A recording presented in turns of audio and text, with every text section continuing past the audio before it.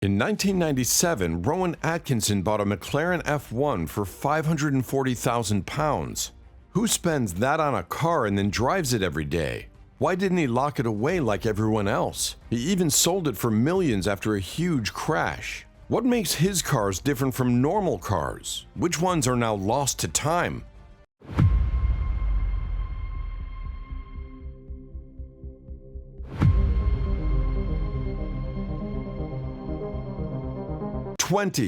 Honda Civic Hybrid.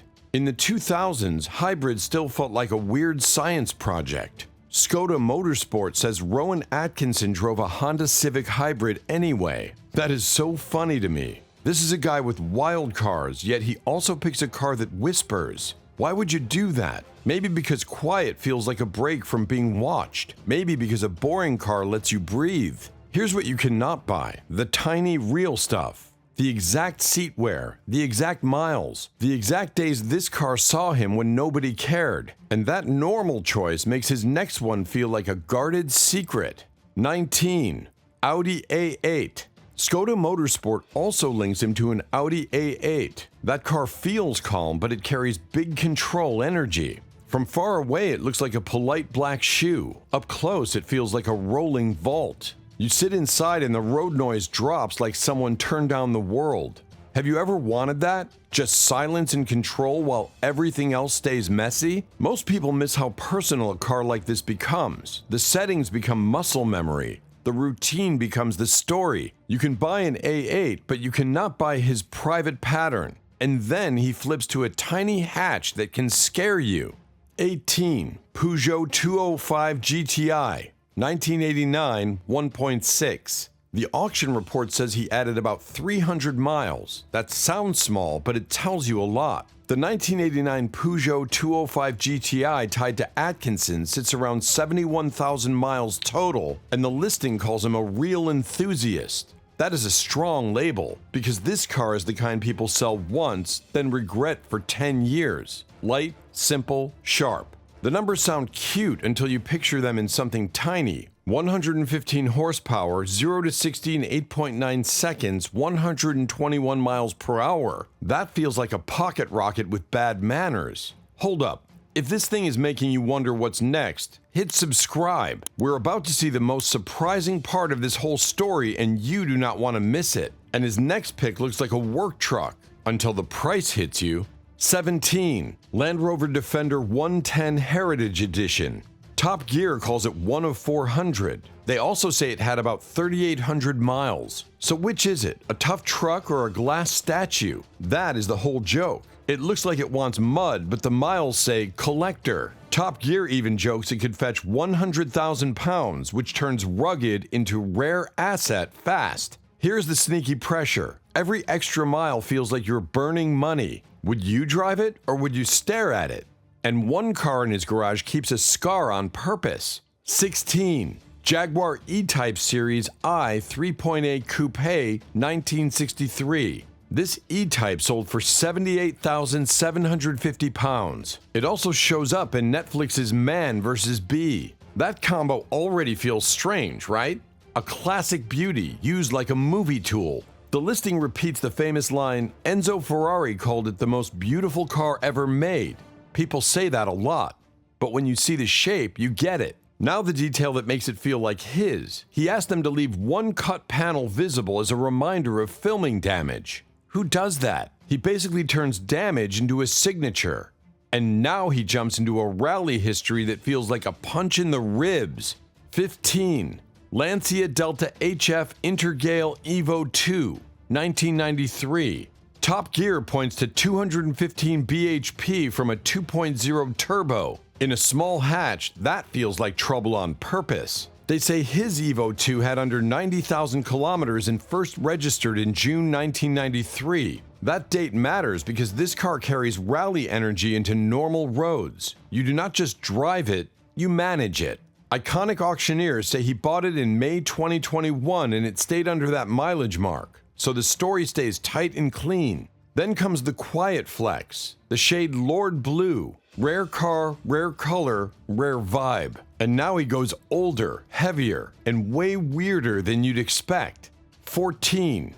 Jaguar Mark 7, 1953 magnesium-bodied racer. Goodwood shows his car dated 1953. Then Atkinson casually drops one word, magnesium. He explains the Mark 7 as a family saloon people raced back then. That sounds silly until you picture this big car attacking a track. Then he adds the twist. His has a special body made in magnesium linked to work at Jaguar's Browns Lane. So this is not just an old Jaguar. It's a strange factory experiment that escaped into the wild. Even if you find a Mark 7 for sale, it will feel like a different animal. And now a Lexus shows up that screams like a supercar. 13. Lexus LFA 2012. This Lexus screams to 9,000 RPM. If you didn't know that, your brain just rewired. Sales stories tie an Atkinson-owned LFA to him, and PistonHeads calls it a national treasure. Then the numbers land. Only 500 were made and 198 were right-hand drive. That is a tiny supply on purpose. The performance stats feel unreal for the badge. 553 horsepower, 3.7 seconds to 100 kilometers per hour, 326 kilometers per hour top speed. People still underrate it, which makes it even cooler. The personal clue is the spec. Reports mention unusual interior colors and very low distance covered, so it feels like a careful choice, not a random flex. And then he swings back to an Aston tied to early career timing. 12. Aston Martin V8 Vantage, 1981, bought 1984. Skoda Motorsport says he bought it in 1984. It's a maroon 1981 V8 Vantage. That date is the fun part. This feels like a young guy saying, okay, I'm doing this for real. It's heavy, loud, and hard to fake. You can't hide behind this car. It demands your hands and your focus. And people miss the taste. That maroon color keeps showing up around him like he has a quiet signature even when the cars change. And then he grabs a car that turns every stop into a small show.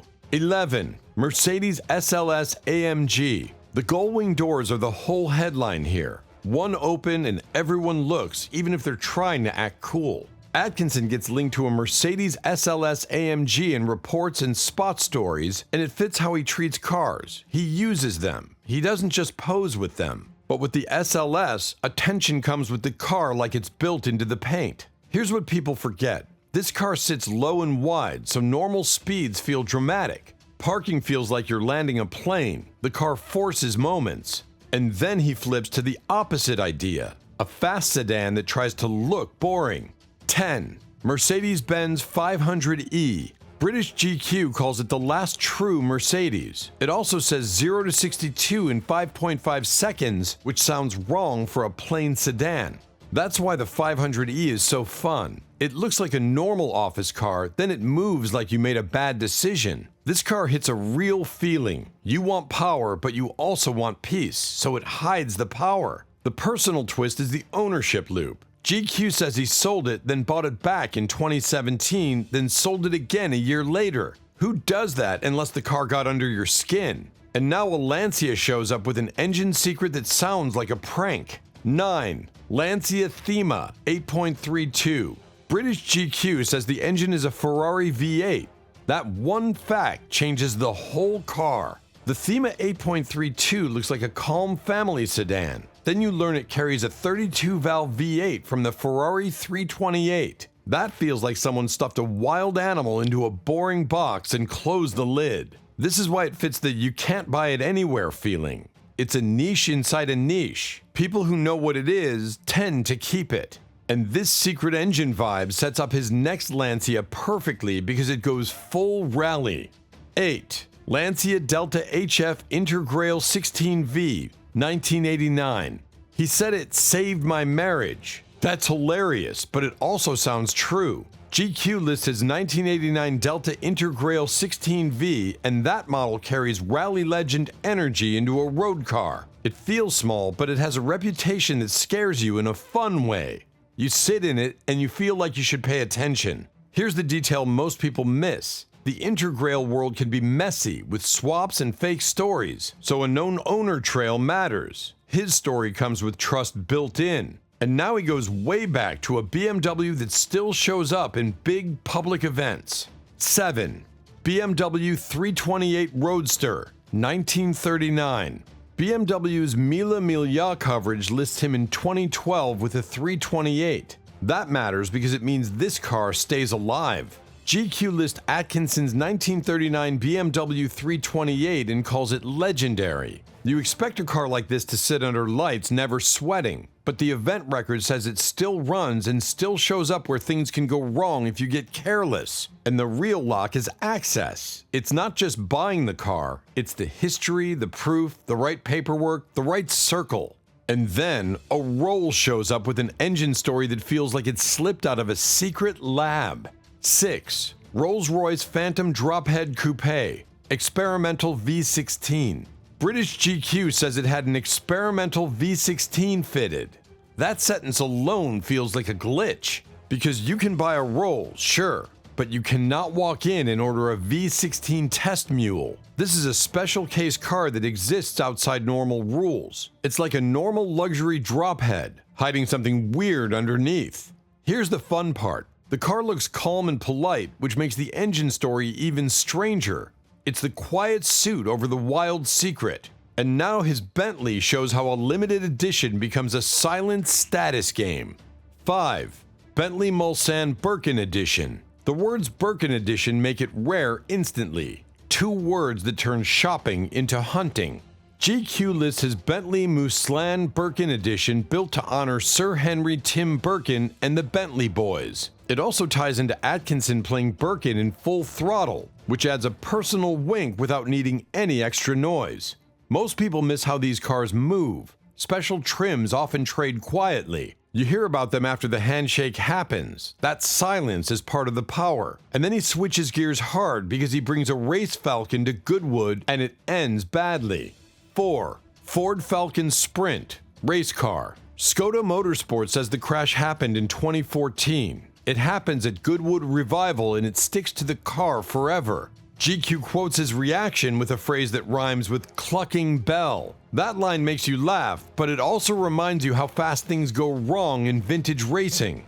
Big cars, big speed, small margin. The fingerprint is the point. Another Falcon can exist, but this Falcon carries that specific recorded moment. That history becomes part of the metal.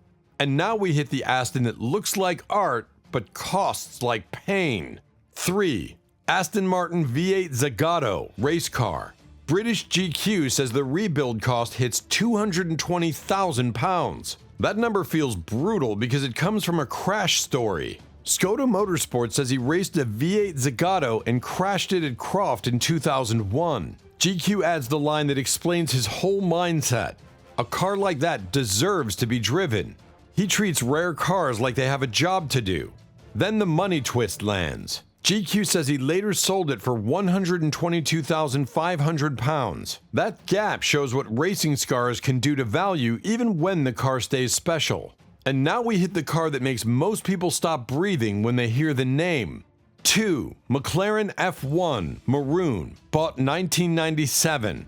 Skoda Motorsport says he paid £540,000 in 1997. Then after the 2011 crash, the repair bill hit £910,000. They call it the largest automotive insurance payout in Britain. That's the kind of line you repeat to friends like it feels fake. But the part that really changes the story is this. He drove it for 40,000 plus miles. That means he treated a living legend like a rental car. Then comes the final twist. He later sold it for £8 million. So you watch a normal habit collide with insane value growth in real time. And then the last car turns into a puzzle because the one you remember was never just one. 1. The Mr. Bean Mini. Skoda Motorsport says 6 different Minis appear across the sketches and films. They also mention one more car made for a 2002 promo.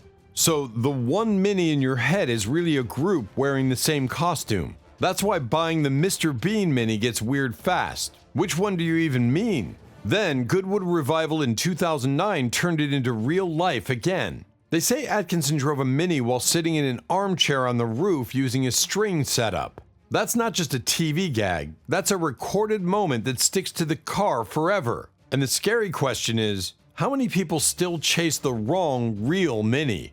If any of these cars shocked you, drop your pick below. The craziest story is still out there. Hit the next video for more wild finds. Thanks for watching, and see you again soon.